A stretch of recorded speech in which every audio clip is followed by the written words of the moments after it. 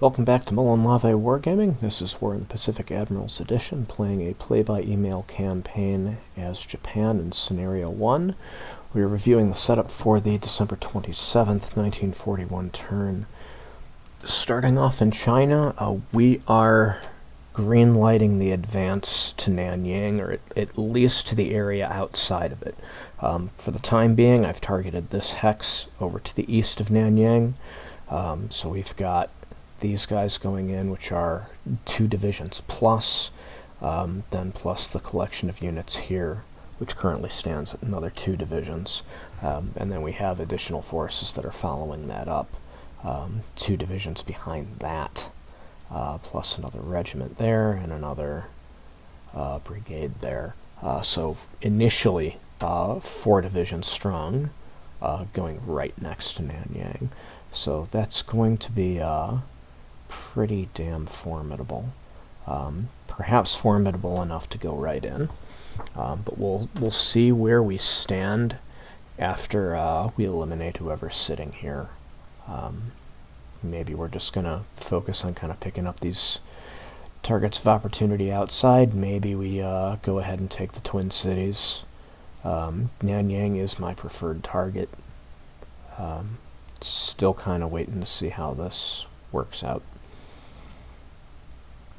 We had air raids on Yicheng last turn, which made me think maybe they're going to start advancing into Yicheng. But this concentration of units here, currently standing at 7, is moving deeper into the mountains, so it actually looks like these guys intend to reinforce Nanyang. Moving through the mountains like that, it's going to take them weeks, not days, to get to Nanyang. So they don't really factor into my decision regarding that. Just worth mentioning that Yicheng is not under any immediate threat. Road to Chusien, we routed the enemy unit that was standing in our way, so the road is clear ahead for 2 tank regiments and an infantry brigade to start moving out, and then behind that we've got another division and another tank regiment, another 2 tank regiments. And the brigade there isn't going to move. They need to be garrisoned. But we're going to have 4 tank regiments moving up this road, possibly coming into Chusien, possibly. I don't know if I want to bias it that heavily towards armor versus infantry and take out that big of a force, because 53,000 troops is a lot. But 4 tank regiments is a lot, too. For Chusien, we're really not accumulating a whole lot of disruption and fatigue here, so I'm just going to keep attacking for now. I don't really see any reason not to, and these guys are just going to keep falling back. You can see we've got reinforcing units that are starting to get close that might turn that tide a little bit. But for now, things are going okay.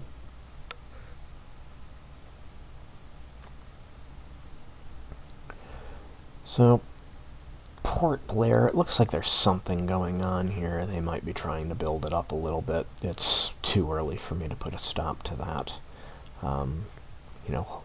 Hopefully my sub will decide to intervene a little bit. Then out here, obviously we've got airstrikes taking place.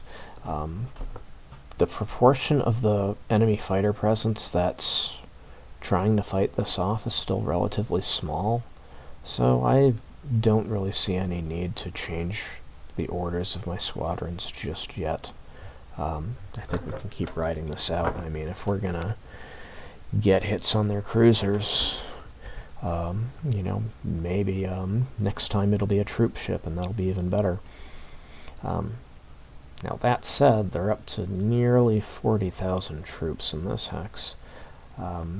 So again, it looks like sending troops into Burma, not looking like a great idea over the short term.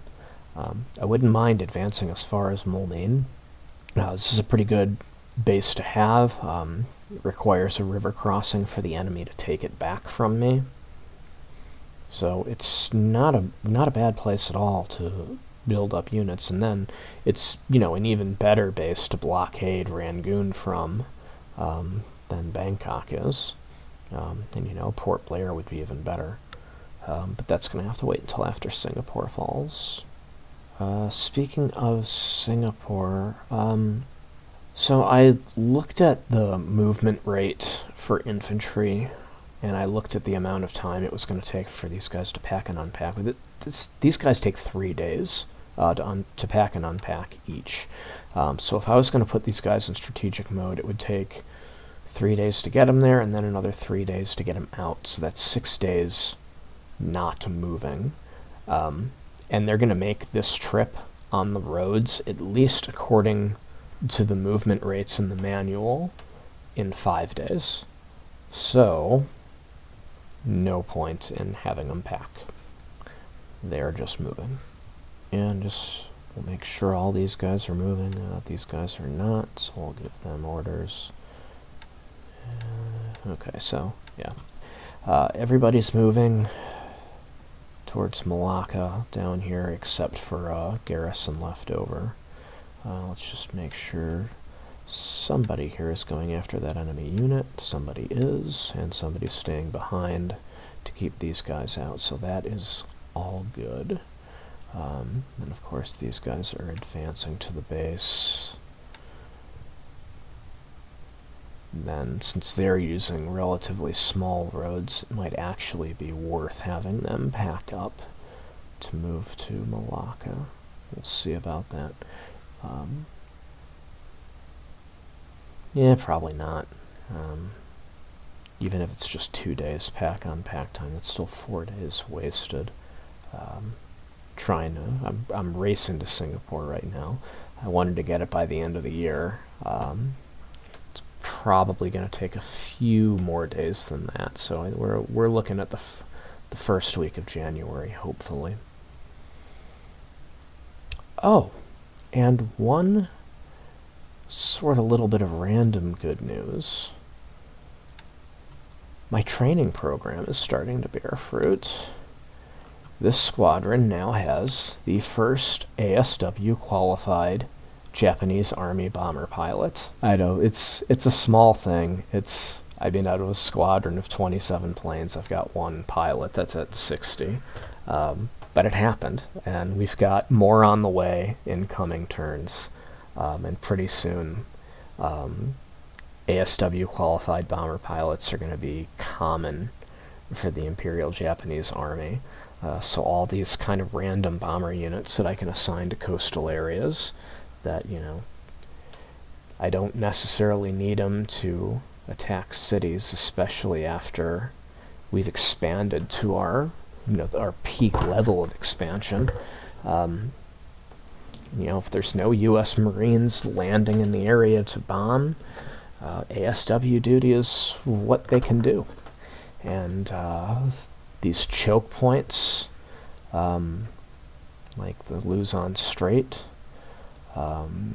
maybe around here in the Sulu Sea, where we might have tankers coming up from Balikpapan, things like that, they're going to be heavily patrolled by Army bombers with ASW trained pilots. A little ahistorical, but that's what I like about it. I don't like the way the war ended historically, at least as the person playing for Japan. I'm going to make things a little different. Anywho, Java. I said I was going to move these guys immediately back to base after the Surabaya strike. I changed my mind. We're going to spend one more day out here. And look at all these targets. I mean, we've got at least 3 ships spotted at Christmas Island. One of them's apparently a troop ship. We've got 2 task forces here with at least 3 ships. Who cares about the Semarang? 2 ships here. 3 ships outside Surabaya. Some of these guys are probably worthy targets. So we'll just spend one more day. We'll pick some of them off. Maybe get somebody valuable, and then we'll go ahead and head back.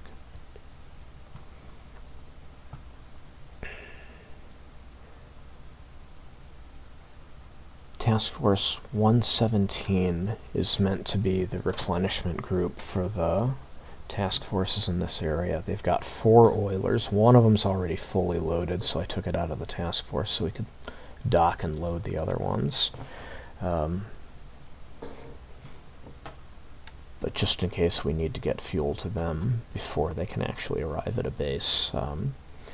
We're not quite ready to do it yet, but it's not like I've been completely neglecting it. It's just been taking time. Kandari, I've moved the little attack squadrons to here. There's no aviation support here, so this is going to be a time-limited deployment until that happens. But we should get a few sorties out of them before they go down for maintenance. And then, while that's happening, these guys are headed to Ternate.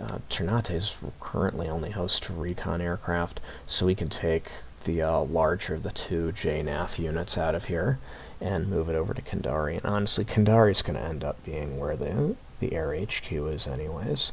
It's just not happening this turn because look at this. I'm not depriving my Nels of their torpedoes when they've got all this to shoot at, which apparently this task force is substantial.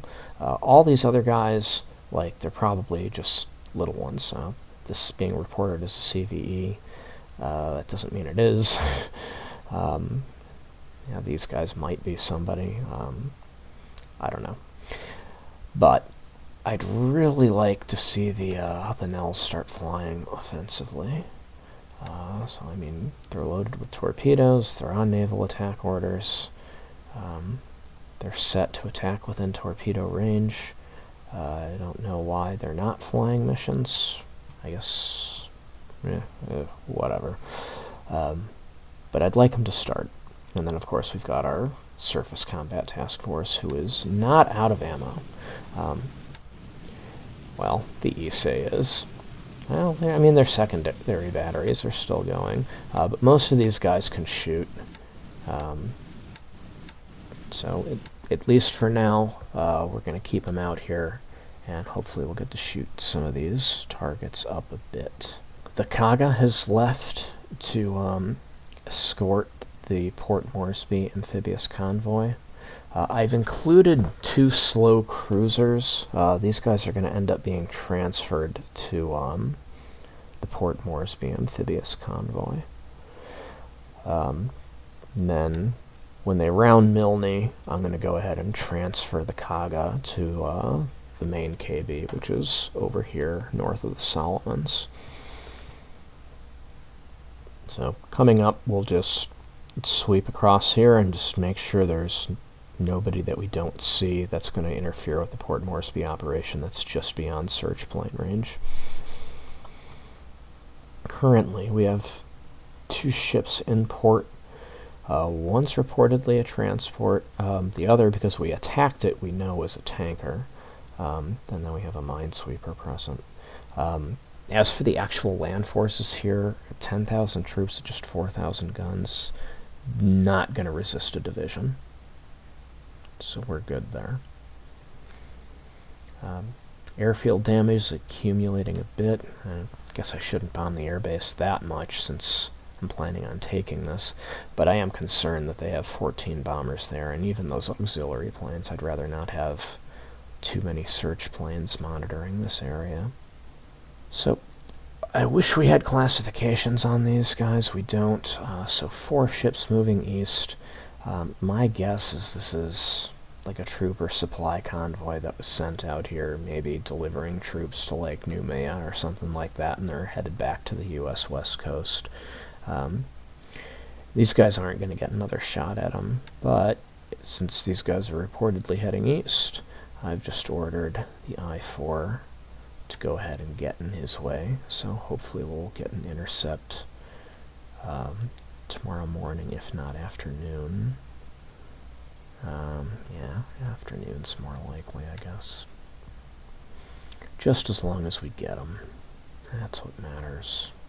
Alright, well, that's going to do it. I'll go ahead and close out the turn, and we'll see you for the combat replay. Thanks for watching. We're back.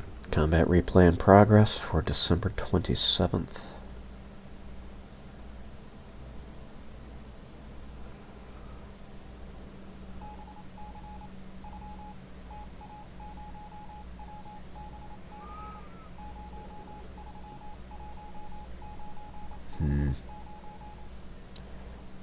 I think it said somebody was withdrawing, so that might mean my Surface Combat Task Force has too little ammunition for them to want to continue. I'm just going to skip this.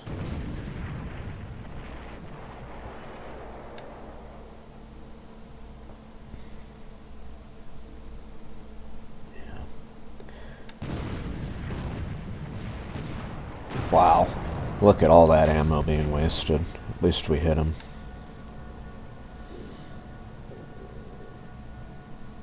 Yeah, they're headed back to base. Aww. Now it's us with the dud torpedoes.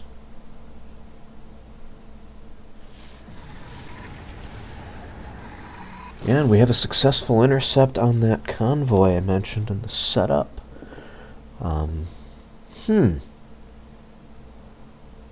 No other ships reported in the task force, though.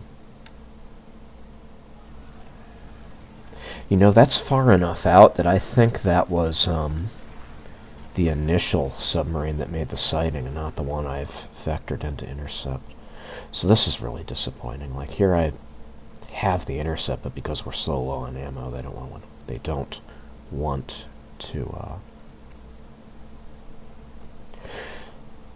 So this is disappointing. We get the intercept here, but because my task force is so low on ammo, they don't want to engage. And I really don't think they're that low on ammo. Not so low that they can't deal with a destroyer. Hey, they see him again.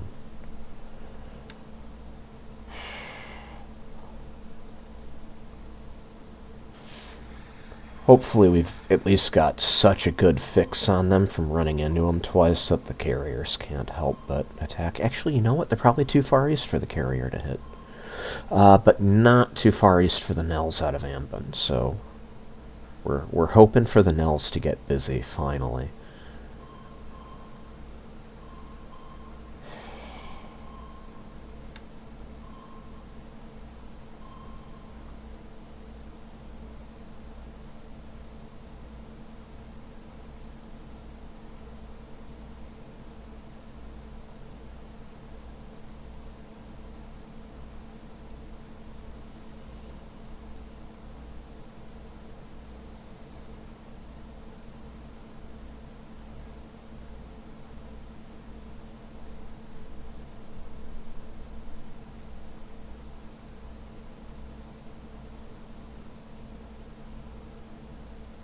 They seem to be getting pushed further east because of the presence of my task force.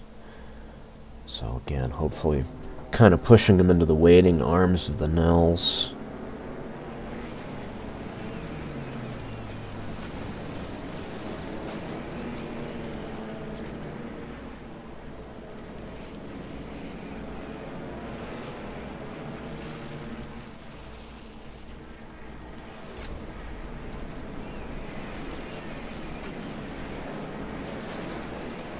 So I think we shot one down and damaged two, and then one got away completely. Not that great.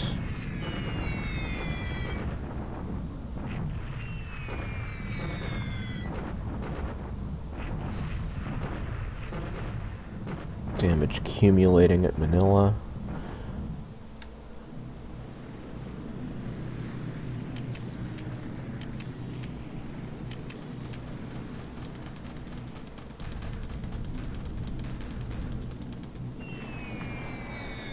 And of course these guys are carrying bombs. Guess I can check at our torpedo stores, but I'm pretty sure we know what the answer to that is going to be. That we have plenty. Oh, the Zeros can't hit these guys either. Come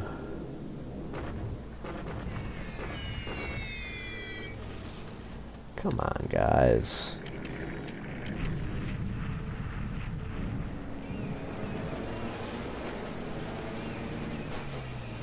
Damn it.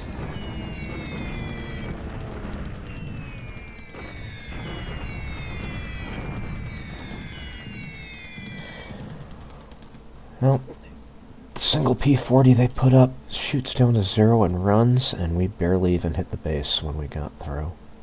Thunderstorms in the hex. One of these days we're going to get good weather for this.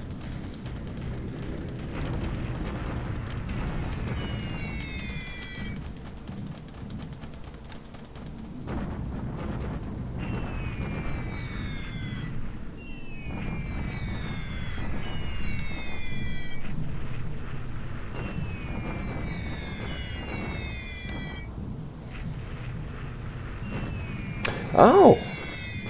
Well, this is interesting. We can see a little direction indicator on the enemy units outside Chusien. They're withdrawing. Well, thank you. And they're not even withdrawing towards Wenchao. They're just pulling back to the front, so that probably means Wenchao's vulnerable too. So yeah, that's really good news for me.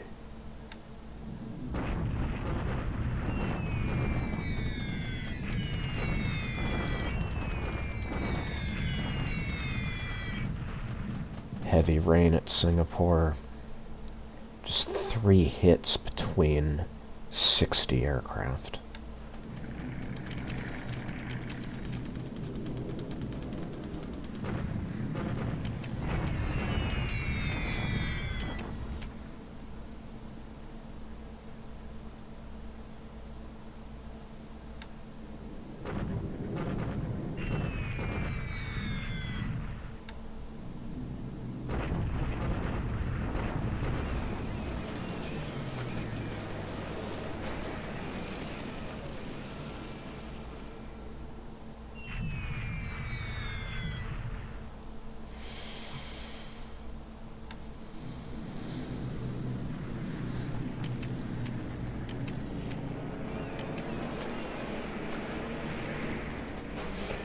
These P-35s, when they attack, they tend to lose one and then the rest run away. It's happened several times now.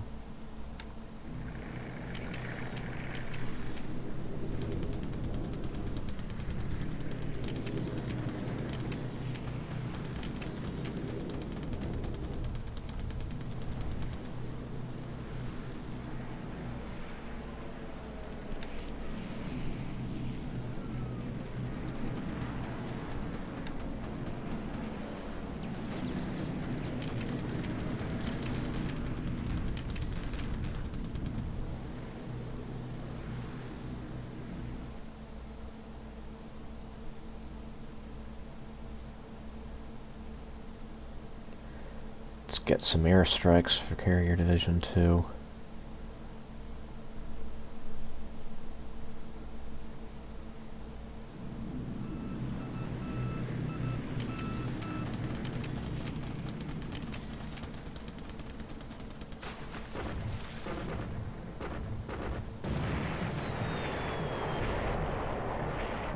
At least they carried torpedoes that time.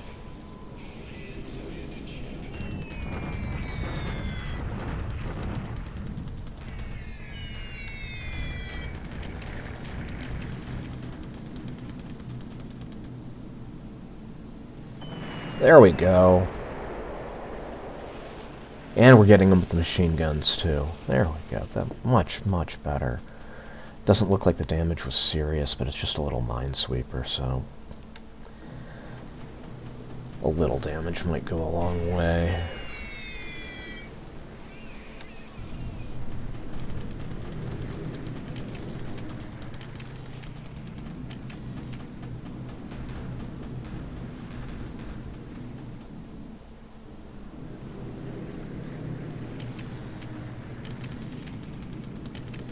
Oh boy.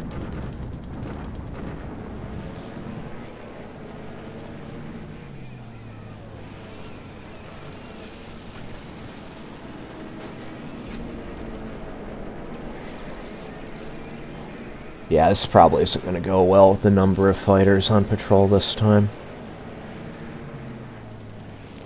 Already lost 2 zeros.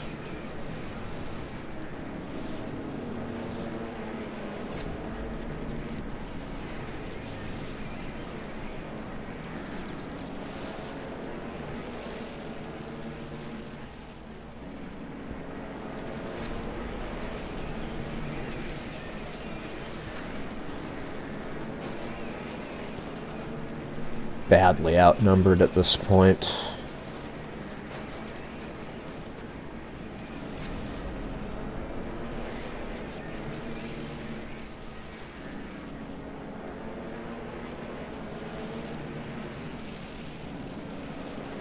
And they're already through to the bombers.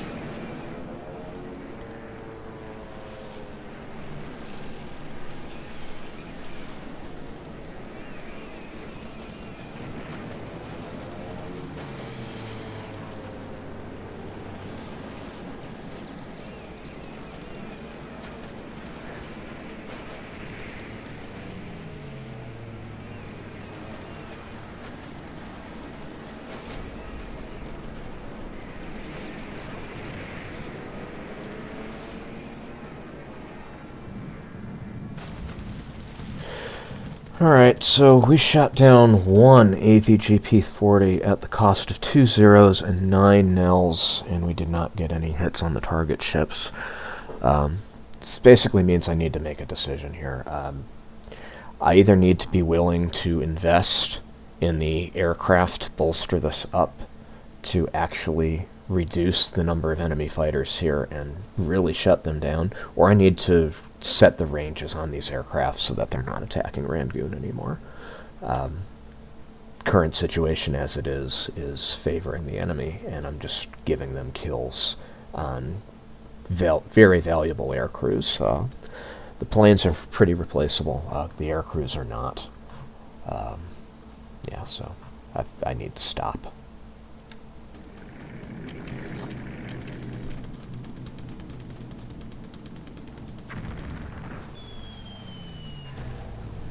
Alright, did a little damage there.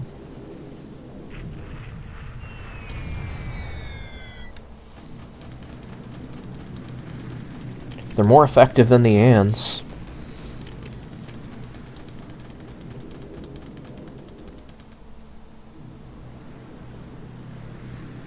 Oh, come on! What happened to Carrier Division 2?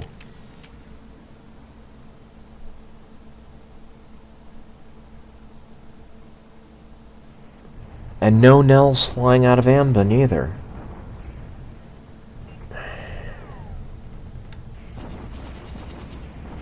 — 9 to 1 odds. Wow, and it's giving us 57 squad disablements.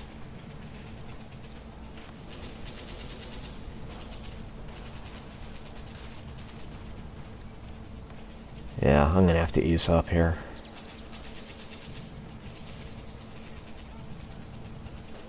It's way too many squads disabled on my side. Alright, can we finally overrun Bambon? 4 to 1 odds. 18 casualties on our side. 1 tank destroyed. Well, looks worse for them.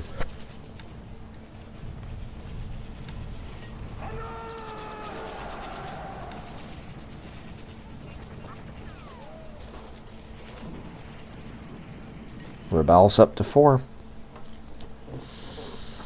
That's the key, which means we can move most of our construction units to Guadalcanal. Maybe a little bit to Tulagi and Shortlands too, but I think it probably makes more sense to focus on single bases.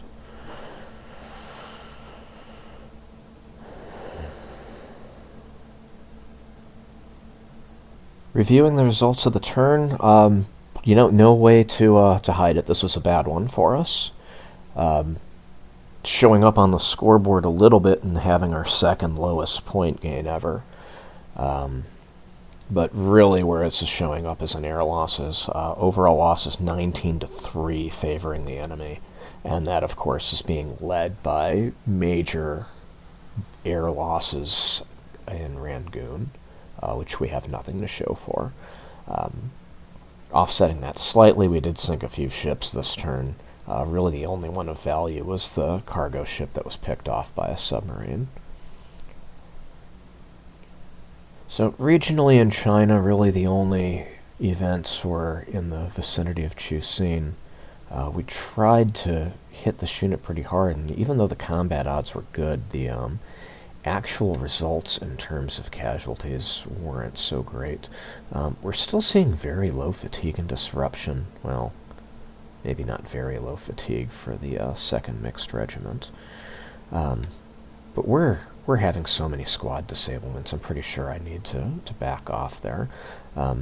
Regardless, the enemy's retreating, even though they're seemingly putting up a good fight.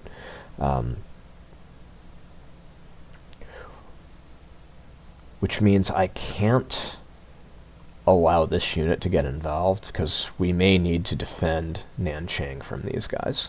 But that also means, like, with 30,000 troops over here departing, another 18,000 departing here, the 20,000 troops here in Wenchao with just 36 guns, so it's mostly support troops, they're not looking too strong anymore.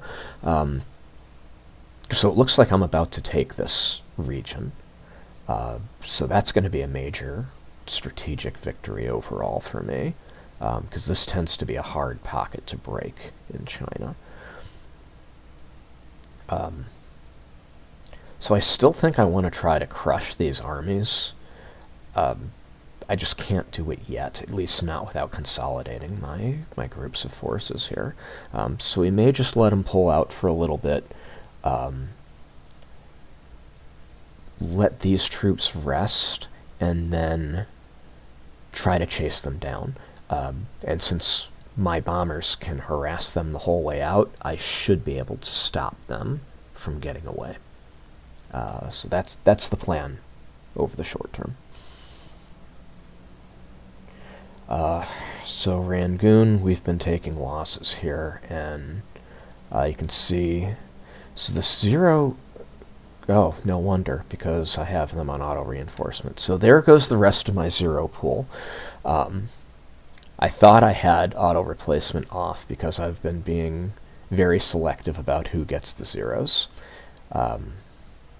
But apparently these guys have taken at least 3 from the pool, and these guys are not on auto replace, and they're short 6 out of their 18. So they're nowhere near full strength. I mean, these guys are short pretty much the whole way, and this was just a detachment of 9 planes anyways. So you can really see the losses have accumulated to the point that I do not want to continue attacking enemy ships at Rangoon. I suspect the enemy might be doing something a little bit clever here. So we've been seeing fighter numbers around 60 or 70 here in Rangoon for weeks, but we're not seeing anywhere near that much actually protecting the ships, which kind of raised the question, well, what are the rest of the fighters doing there? They're not escorting bombers. Why wouldn't they be protecting the ships? And it's not even like a modest, reasonable cap at like 40 or 50%. It's probably no higher than 30, I think, because this was the first turn we saw something like 30 planes defending Rangoon, which would be a 50% cap. So I think he might be intentionally lowballing the cap to try to kind of manipulate the AI squadron commanders on my side a little bit, because I think the AI pilots, if they see that there's a whole bunch of fighters in a location, even if they're ordered to attack, they'll say, like, this isn't going to go our way, we're not going to attack. And that's something that I've been appreciating, because I didn't want my fighters to go to Rangoon. I wanted them to attack out here somewhere. So I think by keeping the cap low, he might be encouraging attacks to take place on Rangoon, and then he's just dialing that cap up slightly, so that the fights are going his way, but that the fights are still happening. I don't know that's what's actually going on, but that's kind of what it looks like right now. I might have to talk about this on the forums a little bit on with Joke and Hyden's forum, because this this looks pretty clever if that's what's going on. So maybe some more experienced people can clue me into this. We didn't really have anything going on in Malaya. We're still trying to kill the sub or subs here. We just can't seem to do so. Just about to enter Malacca, so that's good news there. How much progress did the Imperial Guards make? 23 miles per day. In a day is what they got. Fatigue's pretty high. Now, I'm just going to take a pause to see if what we see in the manual versus what we see in the game are the same. Alright, so overland movement over a main road for an infantry unit is supposed to be 30 miles per 12-hour phase. So that would be 60 miles per day, and we made 23 miles. Now, again, that is fatigue dependent, but at a fatigue of 26, did we really lose over half of our movement? And fatigue of 26 is considerable, but it's not like it's ungodly high. So that's, I made my decision not to pack them up based on this. Frustrating when the manual doesn't seem to be accurate. Anyway, so we've come into contact with the enemy outside of Kuala Lumpur, so that's good news. So we may be about to clear up this rail. We don't actually know which direction they'll retreat. They may retreat this way, in which case we will not have the rail clear. We've come into contact in Pontianak, so we should be able to take that base this turn. The really disappointing result was that Carrier Division 2 decided not to attack any of these guys. And sometimes this could be based on, are these targets worthy of an airstrike? But this is apparently a transport, so why wouldn't they be worthy? So I'm going to have to decide if I want to keep these guys around or pull them out. I mean, we're seeing the pattern that he likes to have, these minesweepers, sub-chasers, patrol boats hanging out just outside the harbor, which might pull strikes away from more important targets. This keeps getting reported as a CVE. How could that can't be the Hermes if it's by itself, right? Fuel's really becoming an issue here. I really don't think I can keep them in theater any longer.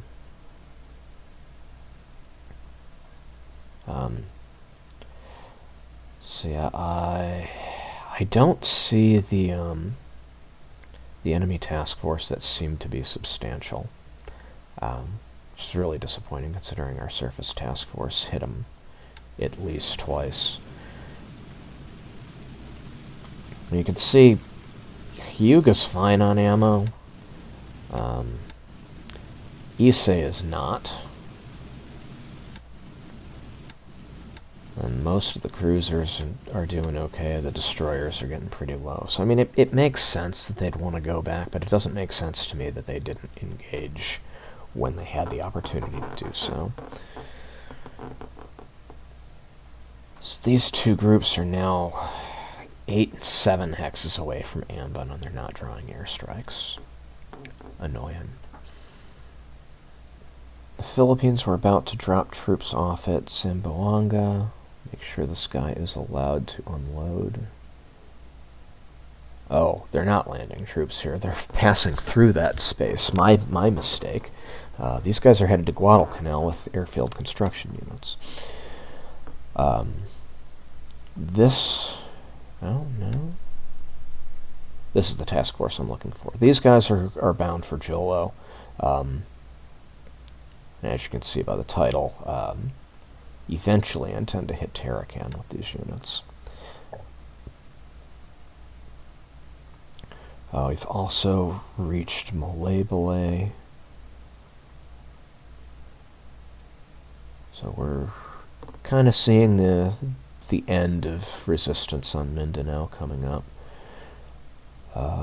Panay, we finished landing an extra Naval Guard unit, I think this is. I don't know why it's not letting me select it. I'll do it this way. An SNLF company. So hopefully that'll be enough reinforcements to back these guys up so that we can start making progress there again. I've also reached Batangas, so here's our opportunity to eliminate 6 fighters on the ground, assuming they don't just get pulled out.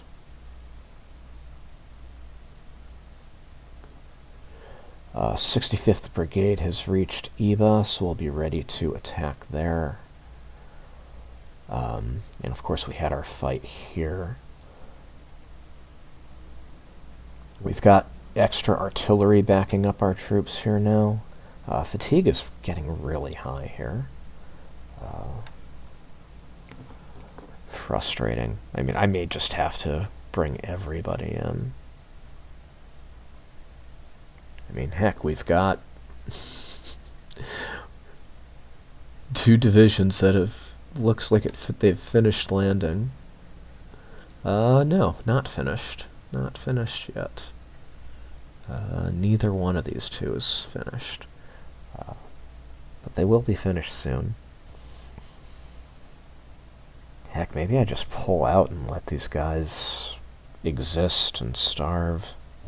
No, I don't think I can, because I think he controls this hex side, right? No, I control all hex sides.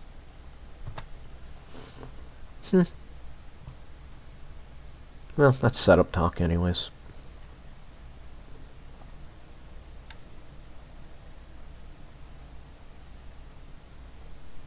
In the Solomons, we've taken over Finchhaven, and we continue to monitor enemy presence at Port Moresby. They're now up to 3 ships anchored. I'm guessing they're probably damaged. We know the tanker's damaged because we bombed it a turn or 2 ago. A little bit of damage accumulating at the airbase. Apparently not enough to kill their bombers yet. Checking for detection levels here to see if anyone's monitoring these guys. So the submarine's been detected. Kido Butai has not. Let's look at our arcs here.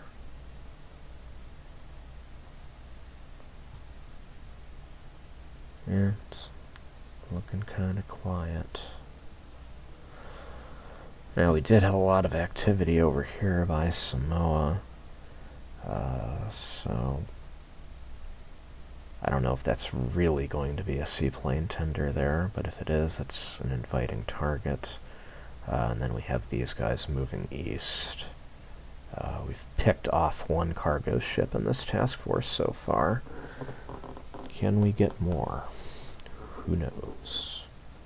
Contacts around Hawaii appear to be limited to ASW traffic. We got nothing off the west coast. One last thing to mention before I close it out. So we're showing here ammunition ships that were recently converted to ammunition ships. They used to be cargo ships, and they're going to be freed up next turn in a lot of these cases. So this is really good news for us. We don't really have the logistical support that we need to keep our ships at the front lines full of ammo, and this is going to help. So we'll be pushing these ships to frontline bases pretty much as soon as they're being completed. Right now we only have 1 of these, and because there's only 1, it's an extremely high value ship, and they're about to become a whole lot more common and a whole lot less valuable, which is actually a good thing. Alright, so we'll see you for the setup for the 29th. Thanks for watching.